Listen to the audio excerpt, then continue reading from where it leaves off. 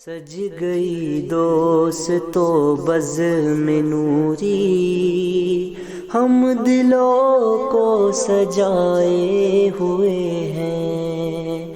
آج موسم آج موسم ہے کتنا سہانا، میرے سرکار آئے ہوئے ہیں۔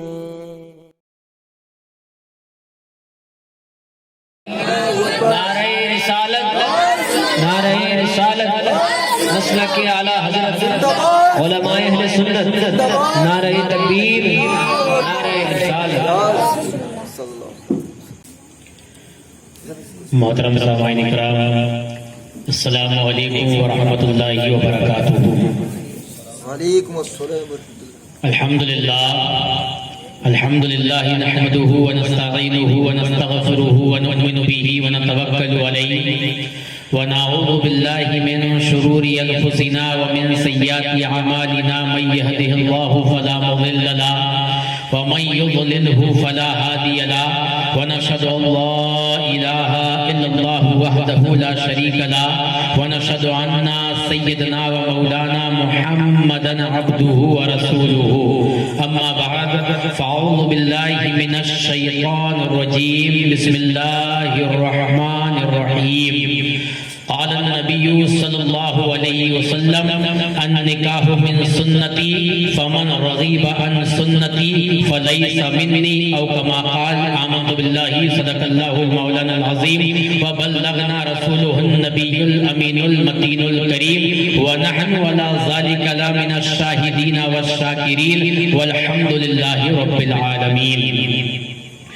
ابھی میں نے بڑی مشہور و معروف ایک حدیث کریمہ تلاوت کی۔ آئی اس میں کچھ گفتگو سے قبل اندھیری قبر میں کام آنے والے آقا، دوزخ سے بچانے والے آقا، جام کوثر پلانے والے آقا، ہم غریبوں کے غمخوار، مدنی تاجدار، دونوں عالم کے مالک و مختار، نائب پروردگار احمد مجتبی محمد مصطفیٰ صلی اللہ تعالی علیہ وآلہ وسلم کی مقدس بارگاہ میں جھوم جھوم کے، لبوں کو چوم چوم کے درود و سلام کا نذرانہ پیش کریں۔ اللہ رب محمد صلی اللہ علیہ وسلم، نحن عباد محمد صلی اللہ علیہ وسلم، صلاۃ و سلام علیکہ سیدی یا رسول اللہ صلی اللہ تعالی علیہ وسلم۔ ایک مرتبہ نبی اور آل نبی پر بآواز بلند درشیف کا نذرانہ پیش کریں۔ اللہ رب محمد صلی اللہ علیہ وسلم، نحن عباد محمد صلی اللہ علیہ وسلم، صلاۃ و سلام علیکہ سیدی یا رسول اللہ صلی اللہ تعالی علیہ وسلم۔ لائق مبارکباد صاحب خانہ کہ جس نے اپنے گھر میں شادی کی ترکیبات پر بزم رسول کو سجایا اور اس جشن کو سرکار دو عالم صلی اللہ علیہ وسلم کی میلاد سے سجا کر بابرکت بنایا، اور یہ ہمارے اسلافوں کا اور بزرگوں کا طریقہ بھی رہا ہے کہ زمانہ بدل گیا، مگر پہلے زمانے میں جب کوئی چیز کی شروعات ہوتی تھی یا اس کا آغاز ہوتا تھا تو یا تو تلاوت کلام اللہ سے ہوتا تھا یا اللہ اس کے رسول کے ذکر سے ہوتا تھا۔ تو یہ صاحب خانہ نائب کی مبارکباد ہے کہ انہوں نے اپنے بزرگوں کے طریقے کو زندہ کیا۔ آج معاملہ یہ ہو گیا ہے کہ ہم اس چیز کا آغاز جو ہمارے گھر پہ ترکیبات کوئی بھی چیز کی ہو تو کچھ الگ انداز سے ہوتی ہے، مگر جو اپنے آباء و اجداد اور اپنے اسلافوں کے طریقے پہ چلتا ہے اس کے لیے لائق مبارکباد یہ چیز ہے۔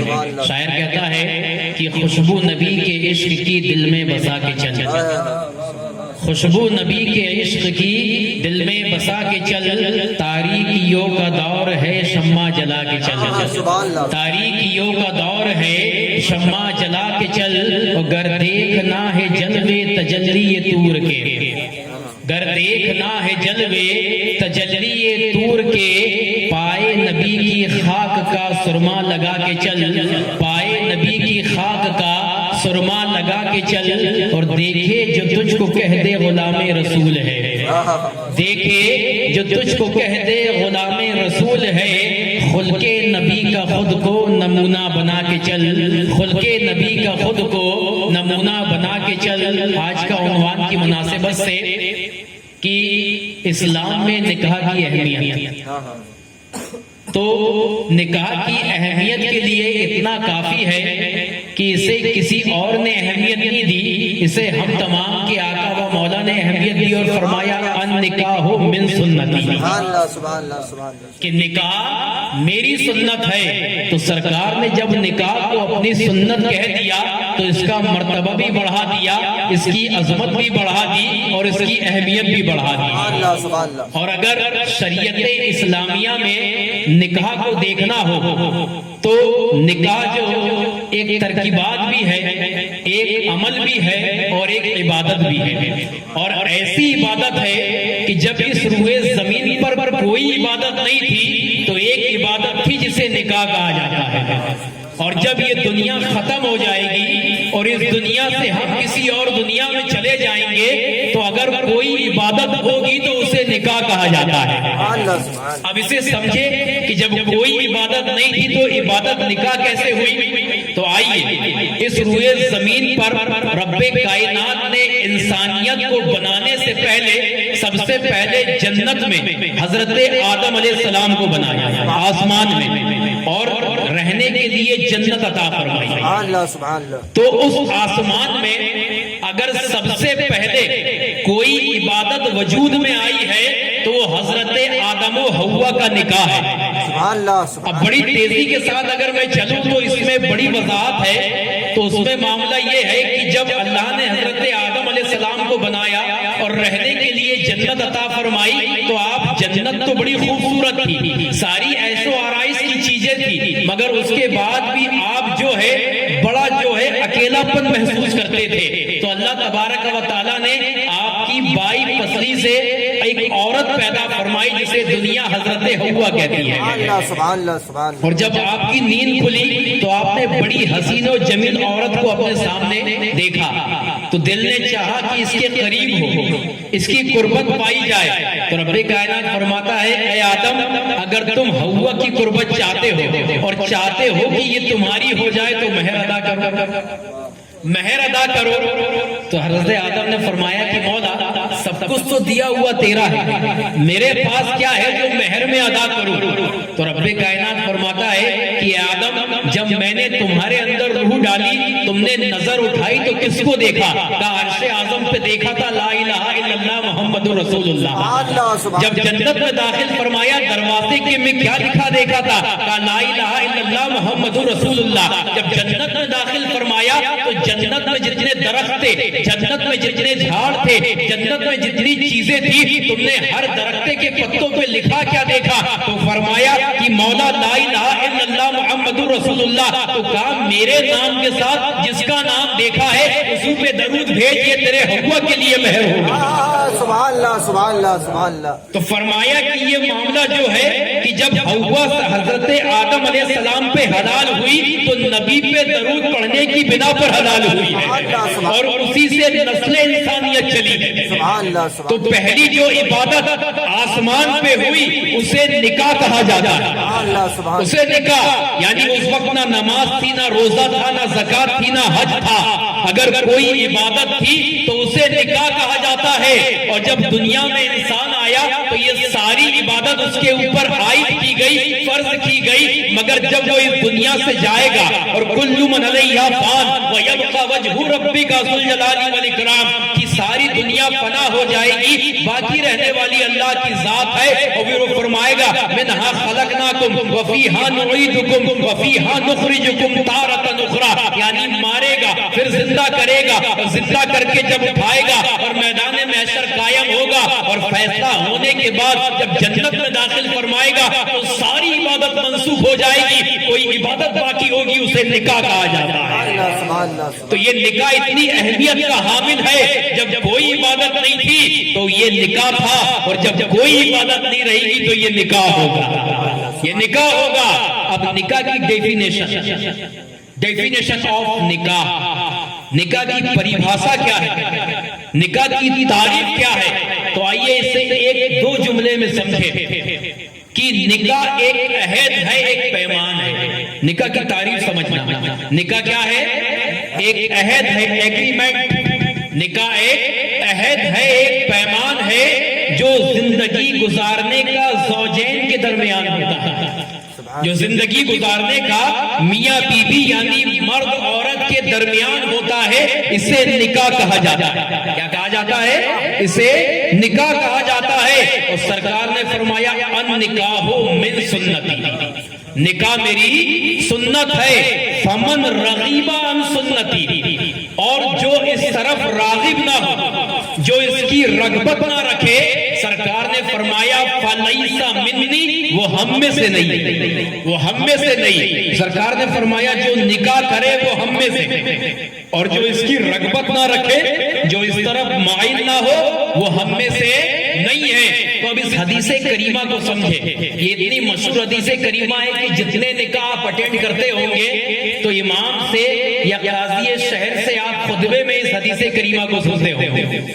اور ہر نکاح کے خطبے میں امام جو ہوتا ہے مسجد کا، وہ اس حدیث کریمہ کو پڑھتا ہے، مگر ہم نے سنا ہے، سمجھا نہیں. اب سرکار نے فرمایا ان نکاح من سنتی. سرکار کیا فرما رہے ہیں؟ نکاح میری سنت ہے. سرکار نے یہ نہیں فرمایا کہ شادی میری سنت ہے. سرکار نے یہ نہیں فرمایا بارات لانا میری سنت ہے. سرکار نے یہ نہیں فرمایا ہلدی میری سنت ہے. سرکار نے یہ نہیں فرمایا مہندی میری سنت ہے. سرکار نے یہ نہیں فرمایا کہ شادیوں میں جتنے خرافات تم کرتے ہو یہ میری سنت ہے. سرکار نے فرمایا ان نکاح من سنتی. تو معاملہ یہ ہے کہ ہم نے سب کو پکڑ لیا اور سنت کو چھوڑ دیا، اور ہم سمجھ رہے ہیں شادی یہ ہے، شادی یہ ہے. اب آئیے، یہ ساری رسومات ہماری بنائی ہوئی ہے، مگر most important at best important چیز نکاح کے اندر کیا ہے وہ ہم نے کبھی نہیں سمجھا. نکاح کے اندر موسٹ امپورٹنٹ جو چیز ہے، جو سب سے ضروری، اور شریعت اسلامیہ نے نکاح میں جو شرائط رکھے ہیں وہ 4 ہیں. کتنے ہیں؟ 4 ہیں. نکاح کو آج سمجھو. آج نکاح کی ترکیبات ہے تو میں نکاح کو سمجھانے کے لیے بیٹھا ہوں. نکاح میں کتنے شرائط ہیں؟ 4 شرائط ہیں. پہلا ولی کا ہونا. کس کا ہونا؟ ہاں. اب ولی کو آپ سمجھو گے کہ اللہ کا ولی ہوتا ہے نا. اب لوگ سمجھیں گے یار کہ ہم شادی کریں تو ولی کہاں سے اٹھا کے لا لیں گے. غوث اعظم تو مزار میں، خواجہ غریب نواز مزار میں، بابا تاج مزار میں، حنیف بابا مزار میں، بھیا جی سرکار مزار میں. ولی لے کے کہاں سے ہے نا. تو ولی کی 2 قسمیں ہوتی ہیں. کتنی؟ 2. ایک ولی کا معنی ہوتا ہے دوست. کیا ہوتا ہے؟ اور دوسرا ہوتا ہے ذمہ دار. کیا ہوتا ہے؟ ذمہ دار. 2 معنی ہو گئے. تو ایک ولی جو اللہ کا دوست ہوتا ہے اسے بلانے کی ضرورت نہیں. عقیدت رکھو وہ خود آ جائے گا. سبحان اللہ سبحان اللہ. عقیدت رکھو وہ خود آ جائے گا. دوسرا جو گھر کا ذمہ دار ہوتا ہے اسے ولی کہا جاتا ہے. کیا کہا جاتا ہے؟ جس کی کفالت میں لڑکا لڑکی پرورش پائے اسے ولی کہا جاتا ہے. کیا کہا جاتا ہے؟ ولی. ولی کون ہوتا ہے؟ ولی باپ ہوتا ہے، ولی دادا ہوتا ہے، ولی چاچا ہوتا ہے، ولی ماموں ہوتا ہے، ولی نانا ہوتا ہے. جب تک ان کی اجازت نہ ہو نکاح نہیں ہو سکتا.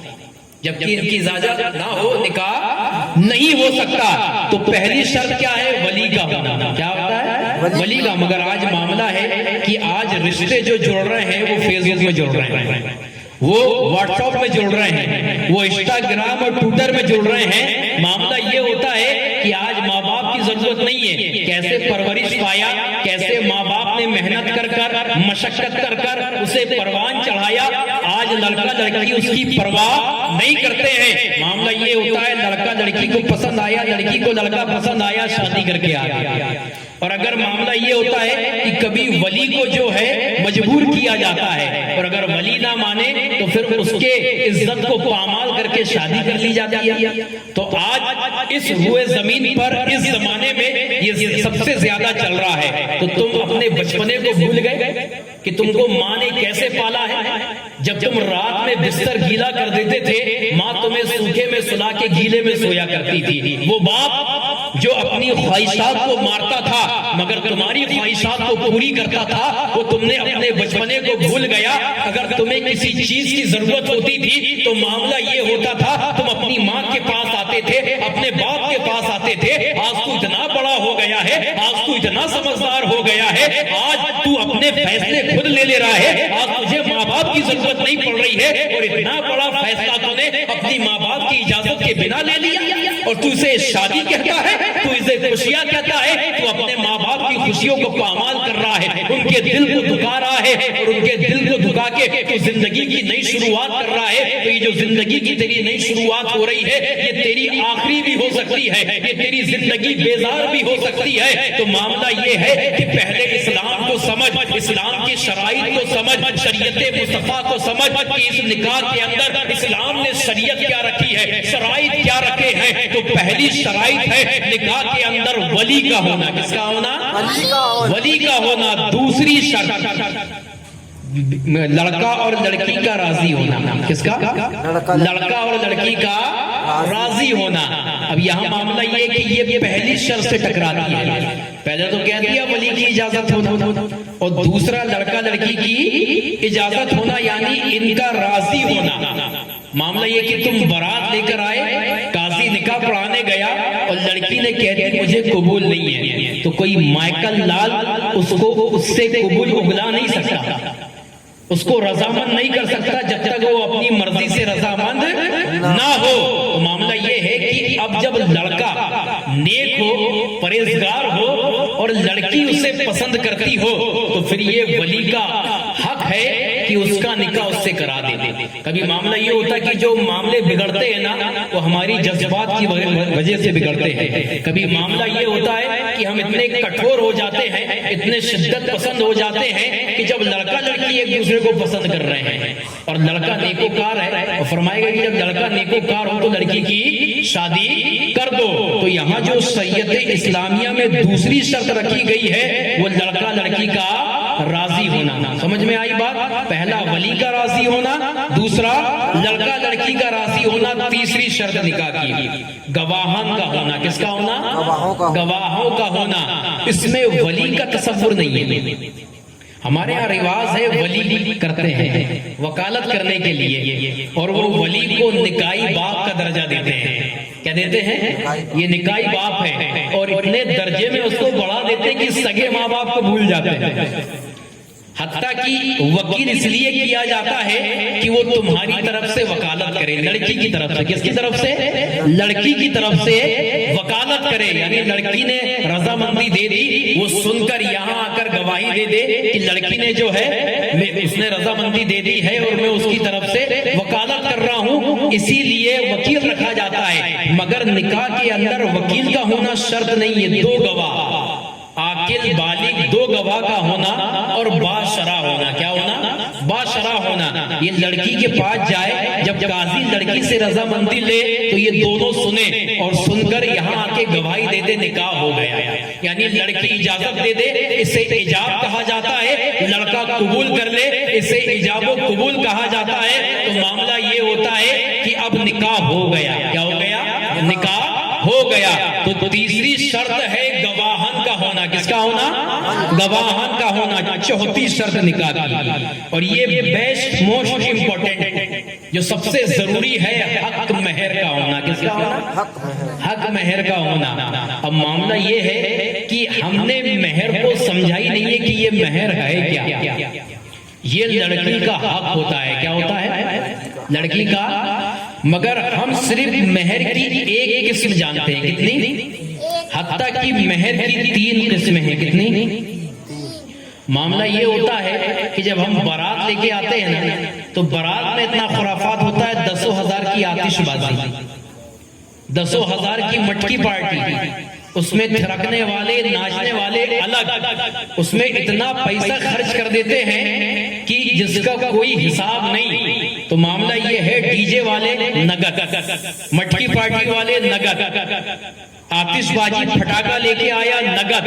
یہ سارے کام جو ہوتے ہیں نگد ہوتے ہیں. اور جب قاضی نکاح پڑھانے بیٹھتا ہے اور جب وہ مہر کا جو کالم ہوتا ہے اسے بھرتا, کہتا صاحب نکاح, تو کہہ دو رفتہ رفتہ 11,786 رفتہ رفتہ, 21,786 رفتہ رفتہ, 51,786 رفتہ رفتہ,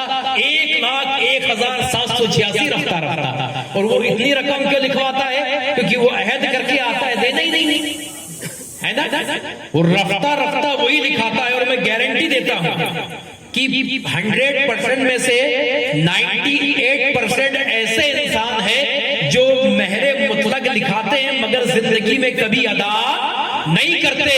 تو آئیے ان کے لیے وعیدیں کیا ہے، اور پھر ادا نہیں کرتے ہیں تو ہوتا کیا ہے؟ اگر شوہر مر گیا تو اس کی بیوی کو لے کے آئیں گے جنازے کے پاس، اور پھر اس سے کہیں گے کہ تو مہر معاف کر دے۔ ہوتا ہے نا ایسا؟ پریکٹیکل بیان کر رہا ہوں، دیکھا جاتا ہے کہ نہیں؟ تو ایسا کرنا شریعت اسلامیہ میں ناجائز ہے۔ پہلا کام تو تم نے یہ کیا کہ وہ ساری زندگی باپردہ رہی، تم نے عین اس کی شوہر کی میت میں اسے بے پردہ کر دیا، اور بے پردہ کر کے اسے تمام مردوں اور غیر محرموں کے سامنے لے کر آیا۔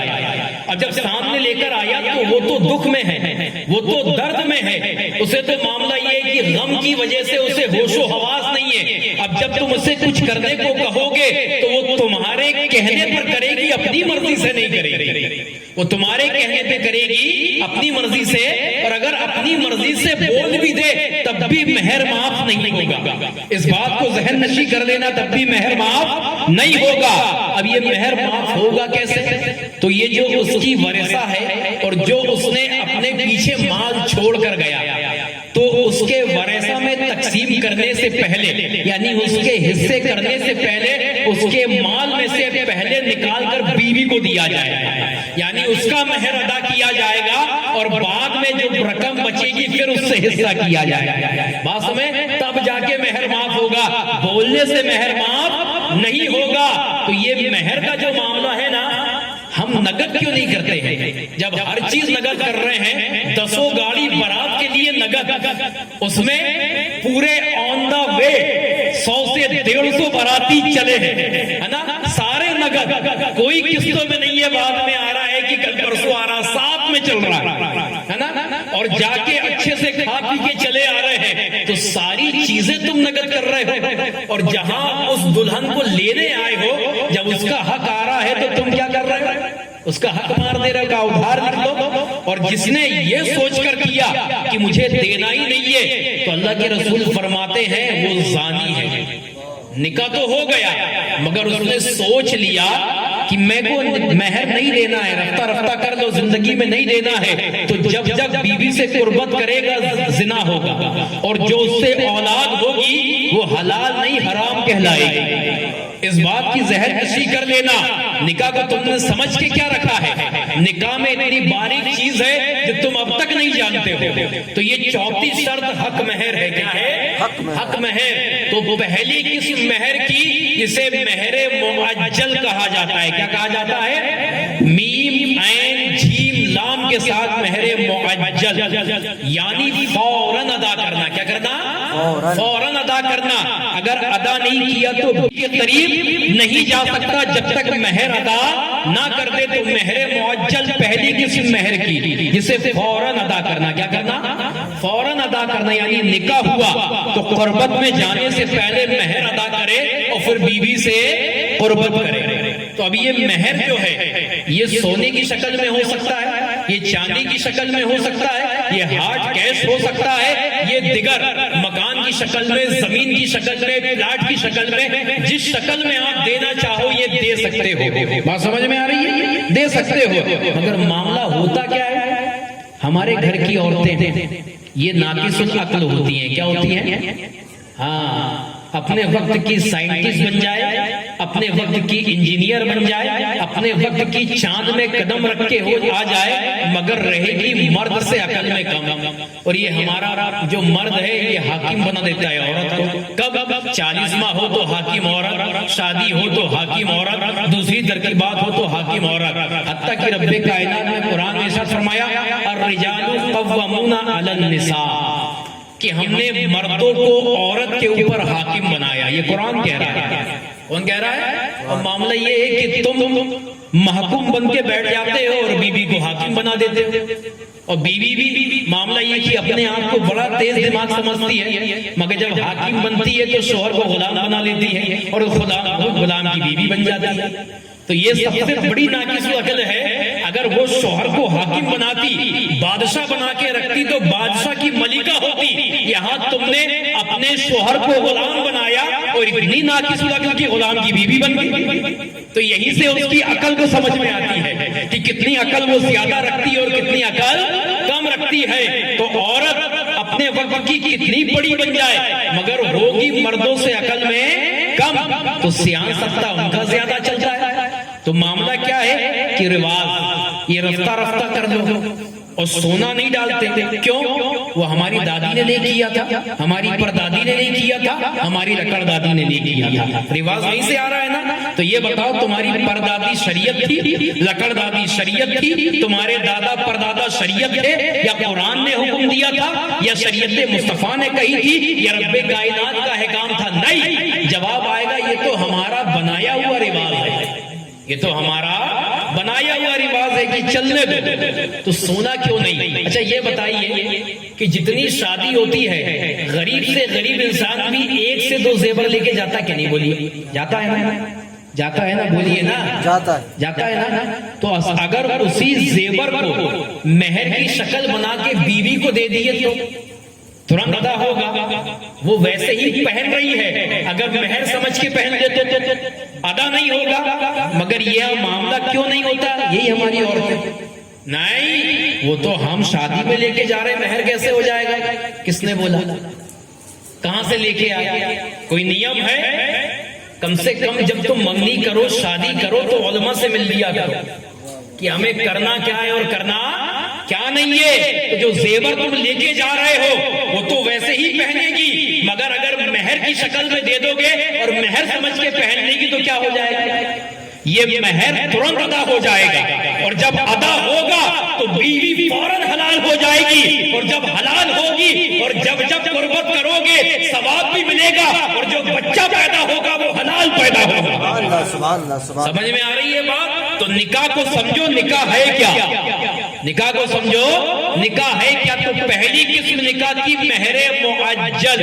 کیا ہے؟ ہاں، فوراً ادا کرنا. کیا کرنا؟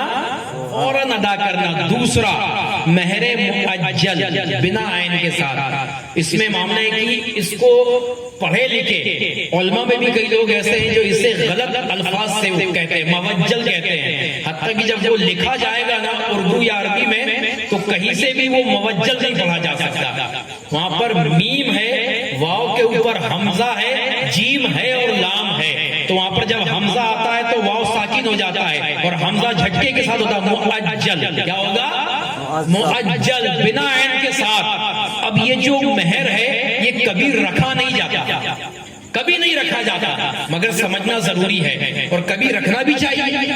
اور کیوں رکھنا چاہیے؟ یہ ایک ایگریمنٹ کے تحت ہوتا ہے. کیا ہوتا ہے؟ ایگریمنٹ ہوتا ہے. اس کی ایک میعاد ہوتی ہے، ایک مدت ہوتی ہے. اور مدت کیسی کہ فوراً نہیں ہے تمہارے پاس، تو آپ نے مدت رکھ دی 5 سال کے بعد دوں گا. کب دوں گا؟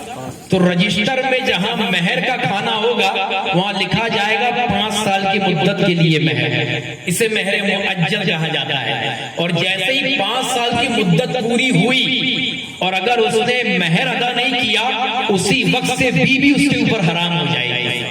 اسی وقت سے بیوی اس کے اوپر حرام، اب کو ٹچ نہیں کر سکتا، اس کے قریب نہیں جا سکتا. یہ ایک میعاد ہوتی ہے. آپ 5 سال کی رکھو، 10 سال کی رکھو، 15 سال کی رکھو، 20 سال کی رکھو، مگر اگر ایگریمنٹ ہوگا. کیا ہوگا؟ ایگریمنٹ ہوگا. تو یہ مہر کی دوسری قسم ہے جس میں ایگریمنٹ ہوتا ہے، جس میں معاہدہ ہوتا ہے. اسے مہر معجل کہا جاتا ہے. کیا کہا جاتا ہے؟ مہر معجل. اور تیسری قسم تو آپ سب جانتے ہیں، جو سراحت کے ساتھ اور بڑی تیزی کے ساتھ اس جہان پہ پھیلی بھی ہوئی ہے اور رسومات کے تحت چل بھی رہی ہے، جسے مہر مطلق کہا جاتا ہے. کیا کہا جاتا ہے؟ مہر مطلق. اور عام زبان میں رفتہ رفتہ. کیا ہے؟ رفتہ رفتہ. تو یہ جو رفتہ رفتہ ہے نا، یہ اس انسان کے لیے ہے جس کی کنڈیشن اس وقت دینے کی نہ ہو.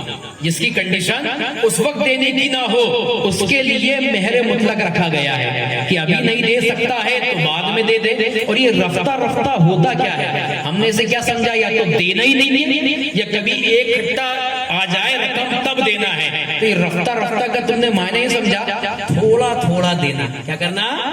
تھوڑا. رفتہ رفتہ تو بولتے ہو، معنی نہیں سمجھتے. رفتہ رفتہ مطلب تھوڑا تھوڑا دینا. تو یہاں تو پہلی نیت کر لیا دے ہی نہیں، تو تھوڑے تھوڑے کی بات تو بہت دور کی ہو گئی. تو رفتہ رفتہ کا مطلب ہے یہ نہیں کہ 20 سال ہوں گے تب دوں گا، 10 سال تھوڑا تھوڑا دینا. جب تیرے پاس آ جائے 10 روپے آ جائے دے، 20 روپے آ جائے دے. اور ایسے کر کے جو رقم تو نے مہر میں رکھی ہے اسے اپنی بیوی کے اوپر ادا کریے. اس کی بیوی کا حق ہے. کیا ہے؟ بیوی کا حق ہے. اور اگر تم نے بیوی کا حق ادا نہیں کیا تو یہ حق تلفی ہوگی، اور کل بروز قیامت تجھے رب کی بارگاہ میں اس کے جواب دہ ہونا پڑے گا. اور یہ حقوق العباد میں بھی سے، اس میں سے حقوق الزوجین بھی ہے، حقوق العباد بھی ہے کہ بیوی کا اگر تم نے حق مارا تو جب تک بیوی معاف نہیں کرے گی رب معاف نہیں کرے گا. سمجھ میں آ رہی ہے بات؟ تو یہ 3 قسمیں ہیں. کتنی قسمیں ہیں؟ پہلا مہر معجل، کیا ہے؟ دوسرا مہر معجل، اور تیسرا مہر مطلق. تو اگر تمہارے پاس حیثیت ہے تو فوراً مہر ادا کرو. اگر کم حیثیت ہے تو معاہدہ کر لو، اور کم حیثیت ہے تو پھر رفتہ رفتہ تو ہے نا، رفتہ رفتہ. مگر جو سب سے افضل مہر میرے نبی نے فرمایا ہے وہ ہے مہر معجل، جو فوراً ادا کر دیا جائے. اور شریعت اسلامیہ میں جو مہر کی میعاد رکھی گئی ہے وہ ہے 10 درہم. کتنے ہیں؟ 10 درہم ہے، یعنی 10 چاندی کے سکے. کتنے؟ اگر اس کو کیلکولیٹ کیا جائے تو ابھی 10 سے 15 ہزار روپے ہوتا ہے. تو یہ بتاؤ کتنا مہر ادا نہیں کر سکتے؟ بولو نا. 10,000 کے پٹاخے پھوڑ دو گے، آتش بازی کر دو گے، نہ جانے کون کون سے خرافات کرتے ہو. اگر انسان اتنے خرافات کرنے کے بعد جب مہر کے کھانے میں لکھواتا ہے کہ رفتہ رفتہ لکھو، تو وہاں سے اس کی اوقات کا پتہ چلتا ہے. وہاں سے پتہ چلتا ہے کہ اس کی ذہنیت کیا ہے، اس کا معاملہ کیا ہے. کہ جب وہ اتنے خرافات کرنے کے بعد بھی معاملہ یہ ہے کہ اب لکھوا رہا ہے رفتہ رفتہ، تو یہاں پر دوسرا معاملہ یہ ہے کہ پہلے تو اس نے مال کو بچایا، اور دوسرا جس دلہن کو لینے آ رہا ہے اس کا حق مار رہا ہے. کیا مار رہا ہے؟ حق مار رہا ہے. تو اللہ کے رسول نے فرمایا کہ یہ جو مہر ہے یہ نکاح کے شرائط میں سے ہے، اسے پہلے ادا کرو. پہلے مہر ادا کرنا یہ افضل ہے. کیا ہے؟ یہ افضل ہے. اب آئیے اور بڑی تیزی کے ساتھ چلتے ہیں کہ اس نکاح کے اندر ہمیں لڑکی کیسے کرنا چاہیے. اگر ہم لڑکا دیکھیں لڑکی دیکھیں تو بڑی تیزی کے ساتھ چل رہا ہوں میں. سرکار نے فرمایا کہ اگر تم شادی کرو تو عورت کی 4 وجہ سے کرو. 4 وجوہات کی بنا پر عورت سے شادی کرو. حدیث کریمہ ہے، سرکار فرماتے ہیں لی مالہا، سرکار فرماتے ہیں مال کی وجہ سے، مالدار ہونے کی وجہ سے اس عورت سے شادی کرو. اس کے بعد سرکار نے فرمایا لی جمالہا، سرکار فرماتے ہیں حسن و جمال اور خوبصورتی کی وجہ سے اس سے شادی کرو. آگے سرکار فرماتے ہیں لی حسبہا، اچھے خاندان کی وجہ سے اس سے شادی کرو. اور آخر میں سرکار نے فرمایا لی دینہا، دین کی وجہ سے اس سے شادی کرو. اور ان چاروں میں سرکار نے کسی کو چنا تو فرمایا لی دینہا، یعنی دیندار لڑکی دیکھ کر شادی کرو. اور جب سرکار نے یہ دین یہاں فرمایا تو اس میں بڑی وجوہات ہے، مگر پہلے سمجھیں کہ یہ 4 وجوہات سرکار نے رکھ دی، لمالہا و جمالہا و حسبہا اور و دینہا. یہ 4 کنڈیشن سرکار نے رکھی ہے. تو فرمایا مال کی وجہ سے یہودی شادی کرتے تھے، جمال کی وجہ سے عیسائی شادی کرتے تھے، حسب کی وجہ سے عیسائی یہودی دونوں شادی کرتے تھے. اب تم ان سے ممتاز ہو جاؤ، ان کی روش کو نہ اپناؤ. اب تم شادی کرو تو لدینہا، سبحان اللہ سبحان اللہ. دین کی وجہ سے شادی کرو. اور یہ سرکار نے لدینہا کیوں فرمایا ہے؟ تو سرکار آگے دیکھ رہے تھے، سرکار کا علم غیب قیامت تک دیکھ رہا تھا. اور کیوں دیکھ رہا تھا؟ تو سرکار فرماتے ہیں کہ علم دین سیکھنا ہر مسلمان مرد عورت پر فرض عین قرار دیا گیا ہے. تو معاملہ یہ ہے کہ جب ایک مرد علم سیکھتا ہے، بڑی توجہ کے ساتھ بڑی پوائنٹ کی بات سننا، جب ایک مرد جو ہے علم سیکھتا ہے تو علم گھر کی دہلیز تک آ جاتا ہے. سبحان اللہ. جب ایک مرد علم سیکھتا ہے تو علم گھر کی دہلیز تک آ جاتا ہے. اور اگر ایک عورت علم سیکھ لے تو علم نسلوں میں چلا جاتا ہے. سبحان اللہ سبحان اللہ سبحان. ایک عورت علم سیکھ لے تو علم نسلوں میں چلا جاتا ہے. تو سرکار نے 4 میں سے لی دینی ہاں کو چنا تو سرکار دیکھ رہے تھے جب تم دیندار عورت چنو گے اور جب تمہاری نسل آئے گی تو سرکار دیکھ رہے ہیں کہ یہ صرف تمہاری بیوی نہیں بنے گی، یہ تمہارے بچوں کی ماں بنے گی۔ تو جب لی دینی ہاں اس کے ماتحت تم عورت کو چنو گے تو معاملہ یہ ہوگا کہ جب یہ تمہارے بچے پیدا ہوں گے اور علم دا عورت ہوگی تو یہ علم جب اپنے بچوں کو سکھائے گی تو یہ نسلن در نسلن چلتا چلا جائے گا، اور اسی علم کی بنا پر جیسے خواجہ غریب نواز بنے ہیں، جیسے غوث اعظم بنے ہیں، ویسے رب تمہارے بچوں کو اپنا قرب عطا فرما دے گا۔ سبحان اللہ سبحان تو اللہ۔ فرمایا لیدینیہا، اور یہ سرکار نے کیوں فرمایا؟ عورت کو اتنی ترجیح کیوں دی؟ مرد بھی علمدہ ہو سکتا ہے، مرد کی وجہ سے بھی نسل چلتی ہے، اگر وہ ترغیب دے، وہ تربیت کرے تو بچہ اس کی بات نہیں مانے گا۔ عورت کو کیوں کہا گیا ہے؟ تو عورت کو میرے نبی نے عزت و عظمت عطا فرمائی ہے، اور کیسی عزت و عظمت عطا فرمائی سرکار نے فرمایا جس کے گھر بیٹی پیدا ہو اللہ 70,000 فرشتوں کو اس گھر میں نازل فرماتا ہے، سبحان اللہ سبحان اللہ۔ اور اس گھر کو رب کائنات رحمت کی نگاہ سے دیکھتا ہے۔ معاملہ یہ ہے، اور صحابہ کرام کا مجمع ہے، سرکار نے صحابہ کرام کے مجمع میں فرمایا جس کی 3 بیٹی ہو، جس کی 3 بیٹی ہو، اور اگر وہ اس کی اچھے سے تربیت کرے اور کسی نیک شخص سے، اب یہاں پر حدیث کا الفاظ دیکھنا، کسی نیک شخص سے اس کی شادی کر دے تو میرے سرکار نے دنیا میں اسے جنت کی بشارت عطا فرمائی۔ صحابہ نے پوچھا یا رسول اللہ جس کی 2 بیٹی ہوئی؟ فرمایا اگر وہ اس کی اچھی تربیت کرے اور نیک شخص سے شادی کر دے تو اللہ اسے بھی جنت عطا فرمائے گا۔ تو سرکار اتنا کہہ کے چلے گئے تو اس راوی نے روایت کیا ہے کہ ایک صحابی کھڑے ہوئے اور فرمائے کہ اگر آج سرکار فرماتے، اگر کوئی سرکار سے پوچھتا جس کی 1 بیٹی ہو تو سرکار اسے بھی یہ فرماتے کہ جس کی 1 بیٹی ہو اگر وہ اس کی اچھے سے تربیت کرے اللہ اسے بھی جنت عطا فرمائے گا۔ اور یہ جو ہوتی ہے بیٹی، جب ایک شخص کی یہاں بیٹی ہوتی ہے وہ باپ بنتا ہے، کیا بنتا ہے؟ باپ بنتا ہے، تو معاملہ یہ ہوتا ہے کہ وہ جنت کا حقدار ہو جاتا ہے۔ کیا ہوتا ہے؟ جنت کا حقدار۔ اب یہاں پر روح دیکھیں عورت کے کہ جب وہ پیدا ہوئی باپ کے لیے نعمت بھی رحمت بھی، اب جب اس کی پرورش کیا باپ نے اور اس کے اچھے گھر میں اور اچھے نیکوکار لڑکے سے اس کی شادی کر دیا تو وہ شخص جب شادی ہوئی جسے وہ جانتی نہیں، جسے وہ پہچانتی نہیں، بس 2 لفظ کہے قبول ہے، اس کی شریکی حیات بن گئی، اور جیسے ہی شریکی حیات بن گئی سرکار فرماتے ہیں وہ اپنے شوہر کے لیے آدھا ایمان ہو گئی، سبحان اللہ وہ اپنے شوہر کے لیے آدھا ایمان ہو گئی۔ آگے سرکار فرماتے ہیں کہ اب آدھے ایمان کے لیے اللہ سے ڈر تاکہ تیرا جو ایمان ہے وہ مکمل ہو جائے۔ کیا ہو جائے؟ مکمل ہو جائے۔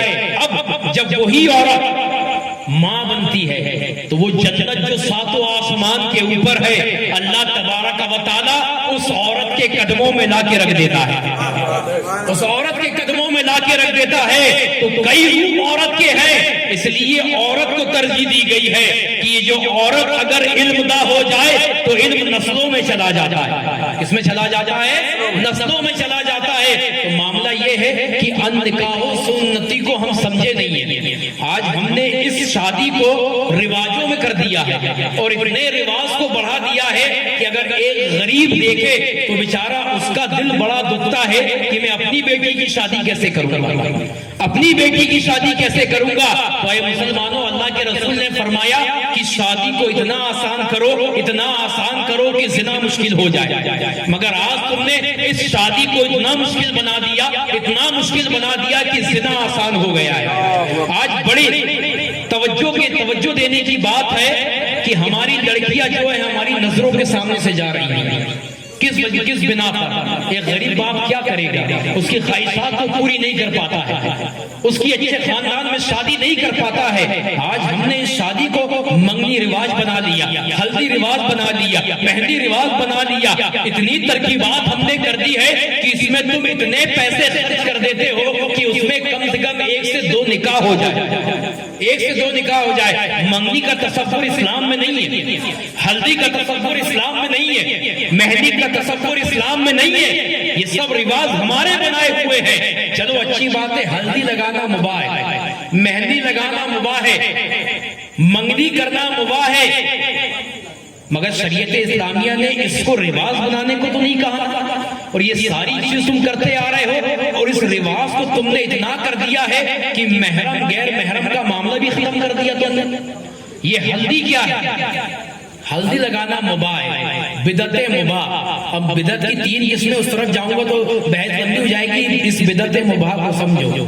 اس کا کرنا جو ہے مستحب ہوتا ہے، کیا ہوتا ہے؟ ہاں، یعنی اس میں اجر و ثواب نہیں ملتا ہے، اور اگر کر لو تو گناہ بھی نہیں، اجر و ثواب بھی نہیں ہے اور گناہ بھی نہیں ہے۔ اس چیز کو کیا کہا جاتا ہے؟ مباح کہا جاتا ہے۔ مگر اگر اس کا ٹکراؤ شریعت سے ہو جائے تو وہ حرام کے قریب پہنچ جاتا ہے، اور کبھی کبھی حرام ہو جاتا ہے۔ کیا ہو جاتا ہے؟ کبھی کبھی حرام۔ اب معاملہ ہلدی کا مسئلہ، ہلدی میں کیا ہوتا ہے؟ اس کو بٹھا دیتے ہیں بیچارے کو، کس میں؟ آدھے لباس میں۔ وہ جو شریعت اسلامیہ میں نماز کی دوسری شرط ہے ستر عورت کا چھپانا، وہ ساری نظر آتی ہے، اور بٹھاتے بھی کہاں ہیں؟ چوکی پہ۔ کہاں بٹھاتے ہیں؟ چوکی پہ۔ اور کیا دے دیتے ہیں؟ سروتا، پکڑو، ہے نا؟ کہاں سے لے کے آیا؟ کہاں سے یہ رواج لے کے آیا؟ پوچھو صاحب سروتا کیوں ہے؟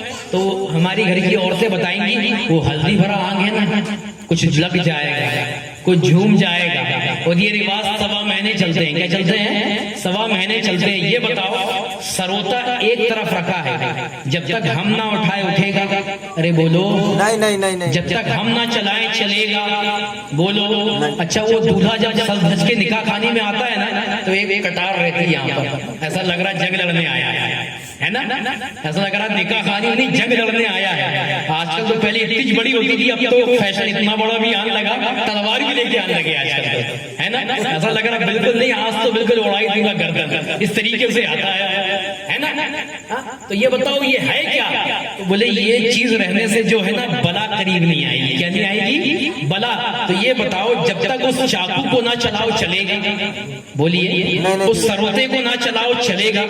تو جو ہمارا محتاج ہے وہ ہماری رکھوالی کرے گا، جو ہمارے چلانے کا محتاج ہے ہم رکھ دیں تو رکھے گا، ہم اٹھائیں تو اٹھے گا، ہم چلائیں تو چلے گا۔ بولو یہ ناقص عورت کی دماغ گیا کہاں ہے؟ یہ بتاؤ کہ وہ ہماری حفاظت کرے گا؟ وہ ایک آتی سداب کی پتی ہے نا، اس کو توڑ کے لا کے آتے کوٹھلی بنا کے، اور وہ بیچاری دلہن کے محجر میں باندھ لیتے، شو خراب کر دیتے پورا، ہے نا؟ اور کہتے ہیں یہ حفاظت کرے گی، تو وہ پتی جو ہوا کا جھونکا ہے ٹوٹ کے گر جائے، جسے ہم پکڑ لیں تو بکھر جائے، تو وہ خود بکھرنے والی، ہوا کے جھونکے سے ٹوٹنے والی، وہ تمہاری حفاظت کرے گی، وہ تمہاری حفاظت کرے گی۔ جو تمہاری محتاج ہے وہ تمہاری حفاظت کبھی نہیں کر سکتی۔ آؤ یہ ساری بلا سے، یہ ساری بیماری سے، یہ ساری جو ہے تم نے اپنے ذہن میں رکھے ہیں بھوت پریت، اس سے حفاظت کرے گا کون؟ تو اس کا نسخہ میرے نبی نے بتایا ہے، سبحان اللہ۔ اور ایک قرآن کی ایک آیت بتائی ہے، اور اس آیت کو آیت الکرسی کہا جاتا ہے۔ فرمائیے 1.25 مہینے کا ٹوٹکا تم کرتے ہو، میرے نبی فرماتے ہیں ایک مرتبہ آیت الکرسی پڑھ کر دلہا دلہن پہ دم کر دو، اللہ تبارک تعالیٰ تا زندگی حفاظت فرمائے گا۔ تو جو قرآنی دعا ہے اس کا وہ کرو نا، یہ ٹوٹکے ہیں جو تمہارا محتاج ہے تم اس کے کرتے ہو، یہ سارے رواج کو ختم کر دو۔ اور یہ بول کے رہا ہوں میں کس لیے؟ آج اگر تم کرو گے، تم کہتے ہیں نا ہماری لکڑ دادی نے کیا تو تم کر رہے ہو، آج تم اپنے رواج کو تبدیل کر دو، اور جو میں نے سنت کے مطابق بتایا ہے، اگر آج تم سنت کے مطابق شادی کرو گے نا تو آنے کے بعد جب تم نکاح من سنتی پہ عمل کرو گے، پوچھا جائے گا تم اس سنت کے مطابق شادی کیوں کر رہے ہو، تو تم سینہ ٹھوک کے کہہ سکتے ہو میرے پردادا نے کیا، میرے لکڑ دادا نے کیا ہے، میرے دادا نے کیا ہے۔ پوچھا جائے گا دلیل کیا ہے، کہا جائے گا یہ احکام خدا بندی ہے، یہ فرمان مصطفیٰ ہے، سبحان اللہ سبحان اللہ سبحان اللہ، یہ فرمان مصطفیٰ ہے۔ تو جب اس طریقے سے شادی کر دو گے تو آج کے بعد 100 سال کے بعد ہم سینہ ٹھوک کے ہماری نسل کہے گی النکاح من سنتی، النکاح من سنتی۔ اب دوسری بات مہندی، تو مہندی لگانا زینت کے لیے ہوتا ہے، کس کے لیے ہوتا ہے؟ زینت کے لیے۔ پہلے ہلدی کو سمجھ لیں، ہلدی لگایا آپ نے تو مرد ہی ہلدی لگائے گا، عورت نہیں لگا سکتی، بات سمجھ میں آ رہی ہے؟ ہاں عورت لگائے گی تو جو اس کی ہمشیرہ محرم ہو، ماں لگا سکتی ہے، بہن لگا سکتی ہے، ماموں کی لڑکی ہو، خالہ کی لڑکی ہو، چاچا کی لڑکی ہو، یہ سب کی سب جو ہے اس کے لیے غیر محرم ہے. اور تم تماشا کرتے ہو گھر کے اندر. اور آج تو معاملہ یہ کہ باقاعدہ ہلدی کے کپڑے آ رہے ہیں، باقاعدہ ہلدی کا اسٹیج لگ رہا ہے، باقاعدہ اس میں خرافات، رسومات، ناچ گانے ہو رہے ہیں. تو آج اگر تم نے اس خرافات کو گھر کے اندر چالو کیا ہے اور اگر اس کو روکا نہیں گیا تو ان قریب آج سے کچھ سالوں کے بعد یہی معاملہ روڈوں پہ ہوگا. تمہاری گھر کی عورتیں گھر کے اندر ناچ رہی ہے، کل براتوں میں روڈ پہ ناچتے ہوئے نظر آئے گی اگر آج اس روش کو تم نے ختم نہیں کیا. تم نے ہلدی کو بنا کے کیا رکھا ہے؟ ہلدی لگانا ہے کس لیے کہ اس سے جو ہے جسم کی رنگت ابھر کے آتی ہے، جسم صاف و شفاف اور خوبصورت بنتا ہے، اس لیے ہلدی لگائی جاتی ہے. تو مرد کو لگا تو جو مرد ہو، اور اگر عورت ہی لگانا ہے تو اس کی بہن، اس کی ماں کے علاوہ تیسرا کوئی لگا نہیں سکتا. مگر یہاں تو معاملہ چچا کی لڑکی، ماموں کی لڑکی رواج چلتے ہیں صاحب. یہ ساری چیز اسلام کے اندر ناجائز ہے. اور عورت کو عورت ہی مہندی لگا ہلدی لگا سکتی ہے. اور اس کا معاملہ بھی یہ ہے کہ مخصوص جگہ، کیونکہ عورت کا معنی ہوتا ہے چھپانا، تو اس کی جو مخصوص جگہ ہے وہاں خود ہلدی لگائے گی، دوسری عورت بھی اسے نہیں لگا سکتی. سمجھ میں آئی بات؟ تو اس طریقے سے یہ گھر کے تماشے بند کر دو کہ ہولی کی طرح تم ہلدی کھیل رہے ہو. یہ شریعت اسلامیہ کا قانون نہیں ہے، یہ شریعت نہیں ہے. مہندی کا معاملہ ہے کہ مہندی صرف عورت کے لیے. کس کے لیے ہے؟ عورت کے لیے. مگر ہمارے مرد پیر تو ہاتھوں میں لگاتے تھے، کئی جگہ دیکھا گیا پیر میں بھی لگا کے آ رہے ہیں، پیروں میں بھی لگا کے آ رہے ہیں. تو تم نے اس کا مسئلہ جانا، باریک مسئلہ سمجھاتا ہوں. اگر کسی مرد نے مہندی لگا لی تو حکم نیل پالش اور لپسٹک کا ہے معاملہ، کیونکہ جب تک اس کی رنگت باقی رہے گی نہ اس کا وضو ہوگا نہ غسل ہوگا. اور پھر مرد ہے، شادی کے بعد تو ناپاک ہونا ہی ہونا، ناپاک لاحقی ہوگی نا. اب مہندی لگا کے آ گیا تو جب تک اس کی مہندی کی رنگت ہاتھوں پیروں میں، جسم کے جس حصے میں رہے گی اس کا نہ غسل ہوگا نہ وضو ہوگا. اس بات کو ذہن نشین رکھ لینا. تو یہ جو مہندی ہے یہ عورت کے لیے، مرد کے لیے نہیں ہے. زینت جو ہے عورت کے لیے ہے، مرد کے لیے نہیں ہے. یہ سارے خرافات بند کر دو. کیا کر دو؟ بند کر دو. تو پھر معاملہ کیا ہوتا ہے؟ جب وہ بارات نکلتی ہے انڈا رکھ دیتے ہیں گاڑی کے سامنے، 5 روپے کا انڈا بیسٹ ہے نا. وہ 5 روپے کسی غریب کو دے کے جاؤ نا تو وہ ہاتھ اٹھا کے دعا کرے گا مولا اس کی شادی کو پائے تک مل تک پہنچا. تم نے وہ 5 روپے گاڑی کے چکے کے نیچے بیسٹ کر دیے. اس کا جب وہ نکاح خالی میں پہنچا تو ابھی دودھ نہیں پیا، ابھی شکر نہیں کھایا ہے. کہاں کا رواج لے کے بیچارہ وہ امام بیٹھے ہی رجسٹر لے کے تولا اب آتا کتاب آتا، اس کے فالتو والتو ہے امام جو تمہارا انتظار کرتے رہے. نکاح کا کام دیا تھا 11 بجے، آ رہے ہیں 2 بجے. امام تمہارا نوکر ہے جو تمہارا انتظار کرتے رہے. رسم ہی ہو رہی ہے صاحب. اور پھر ایک سب سے خرافات والی رسم جسے نہاری کہا جاتا ہے، یہ اس شریعت اسلامیہ میں سب سے جو اس کی تو نفی ہے پوری، مگر جو تم نے رواج بنا لیا ہے نا یہ سب سے خطرناک ہے. اور اسی سے جو ہماری لڑکی ہماری آنکھوں کے سامنے سے اوجھل ہو رہی ہے نا، یہ اسٹارٹ وہیں سے ہوتا ہے. کیونکہ وہ جو لڑکی کی بہن ہے نا جسے سالی کہا جاتا ہے، وہ کہاں جاتی ہے؟ دولہے کے پاس. اور کیسے جاتی ہے؟ بے پردہ جاتی ہے. کیسے جاتی ہے؟ اور اس کے دوست آجو باجو بیٹھے ہوتے ہیں اور وہ اسے پہچانتی نہیں، جانتی نہیں. مگر معاملہ کیا ہوتا ہے کہ اس سے ہنسی مذاق چالو ہوتی ہے، اس سے اتنا بےہودہ پن ہوتا ہے کہ اسٹارٹ بےہودگی کی وہیں سے چالو ہوتی ہے. اور آنکھ سے آنکھ لڑ جائے، نمبر سے نمبر مل جائے تو پھر معاملہ آگے تک بڑھ جاتا ہے. نمبر وہیں سے ملتے ہیں، آنکھ وہیں سے ملتی ہے. اور وہ بے غیرت باپ، وہ بے غیرت ماں جو اپنی بیٹی کو سجو سوار کر غیر محرم کے سامنے بھیجتی ہے، اور جب وہ اس کے ساتھ رفو چکر ہو جائے تو بیٹھ کے گھر میں ماتم مناتے ہیں. تو یہ بتاؤ تم نے بھگانے میں اس کی مدد کی کہ نہیں کی تھی؟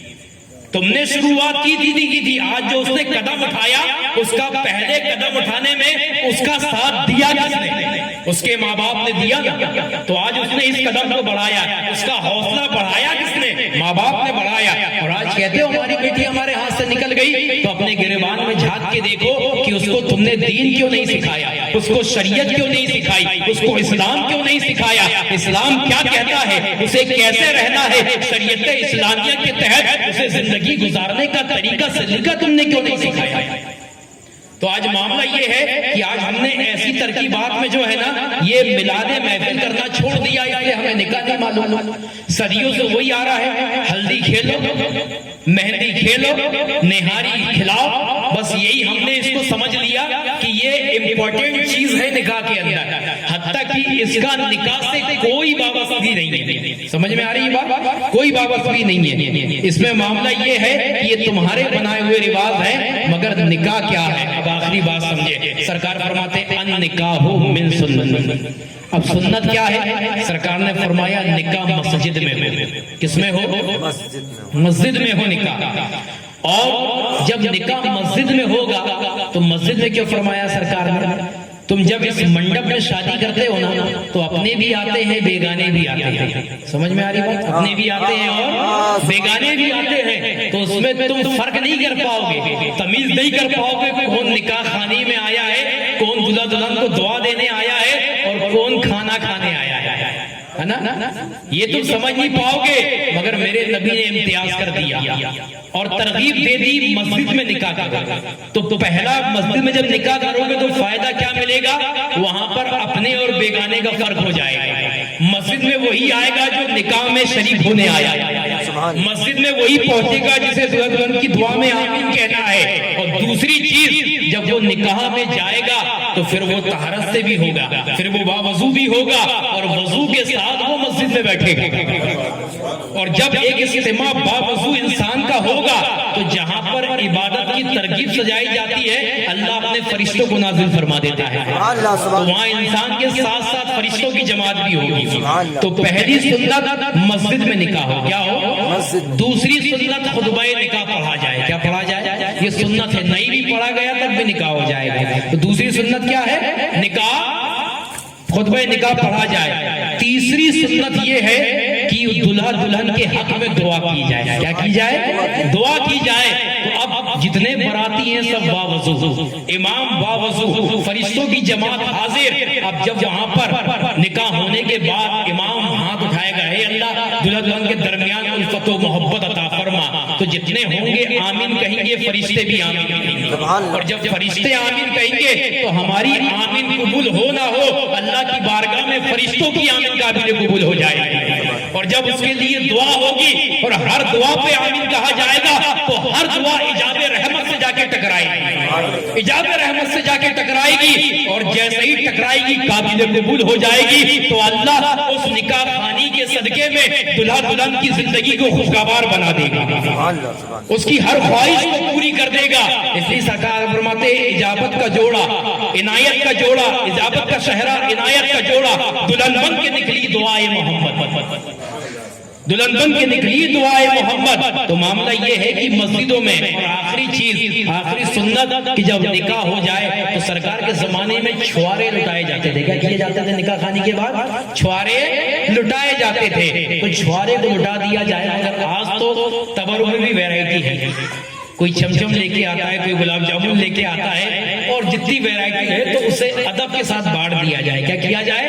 ادب کے ساتھ بانٹ دیا جائے۔ اب جب اس طریقے سے نکاح ہوگا تو ان نکاح من سنتی پہ عمل ہو جائے گا۔ کیا ہو جائے گا؟ ان نکاح من سنتی پہ۔ تو آپ لوگوں سے گزارش ہے کہ آپ کہیں بھی بارات لے کر جائیں، اس گھر میں بیٹی کی شادی، بیٹی کی شادی، بیٹی کی شادی ہے ماشاءاللہ۔ تو معاملہ یہ ہے کہ اگر تم جب رشتہ داری کرو تو بہت ساری فرمائش لڑکے والوں کی طرف سے رہتی ہے، رہتی کہ نہیں رہتی ہے؟ تو تم بیٹھ کے سنتے کیسے رہتے ہو؟ تم نے اپنی بیٹی کو بچپن سے پالا ہے، وہ اپنی شرطوں پہ شرطیں گناتے ہیں، ہم 150 براتی لے کے آئیں گے، ہمارے لیے یہ ناشتے کا انتظام کرنا، ہمارے لیے یہ منڈپ کا انتظام کرنا، ہمارے لیے معاملہ یہ ہے کہ ہم کسی اور منڈپ پہ نہیں، ہم وہاں کہاں لونوں میں شادی کریں گے۔ تو یہ ساری شرطیں جو ہے باپ، بیٹی کا باپ مانتا ہے، اپنی شرط کچھ نہیں ہوتی۔ جب لڑکے والے اتنی شرط رکھے تو تم بھی شرط رکھو. ٹھیک ہے تمہاری شرط ماننے کو تیار ہے, اگر رب نے تمہیں دیا ہے تو تم شرط مانو, مگر اپنی شرط کرو کہ تمہاری ساری شرط ماننے کو تیار ہے, مگر جب تم آؤ تو میری بیٹی کا مہر نقد ہونا. یہ ایک شرط تمہیں رکھنا ضروری ہے کہ جب تم آؤ تو میری بیٹی کا مہر کیا ہونا, نقد ہونا.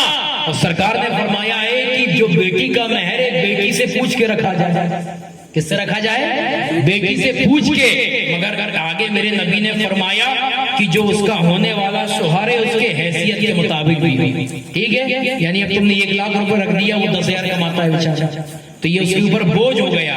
تو یہ مہر جو ہے حق ہے لڑکی کا, اجازت اس سے لی جائے, مگر مہر کس کے اس سے رکھا جائے؟ اس کی حیثیت کے مطابق جس سے شادی ہو رہی ہے. تو یہ جو سارے خرافات ہیں, یہ جو ساری رسومات ہیں, اسے ختم کرو اور شریعت مطہرہ کے تحت شادی کرو, تو اللہ تبارک و تعالیٰ اس شادی میں برکت عطا فرمائے گا. کیا فرمائے گا؟ برکت عطا فرمائے گا. تو اللہ تبارک و تعالیٰ سے دعا ہے کہ اللہ تبارک و تعالیٰ جس گھر میں شادی ہو رہی ہے اس کام کو پائے تکمیل تک پہنچائے, دلہا دلہن کے درمیان اور فریقین کے درمیان الفت و محبت عطا فرمائے, اور اس کام کو اچھے طریقے سے جو بلا پریشانی اس میں آنے والی ہے تمام کو رفع اور دفع عطا فرما کر, اور اس کو پائے تکمیل تک پہنچ کے اپنی بارگاہ میں قبول و مقبول فرمائے. یہ قصہ لطیف ابھی ناتمام ہے, جو کچھ بیان ہوا آغاز باب تھا. استغفر اللہ ربی من کل ذنب واتوب الیہ, اشہد ان لا الہ الا اللہ واشہد ان محمدا عبدہ ورسولہ وما علینا الا البلاغ, واخر دعوانا الحمد للہ رب العالمین. السلام علیکم ورحمۃ اللہ وبرکاتہ.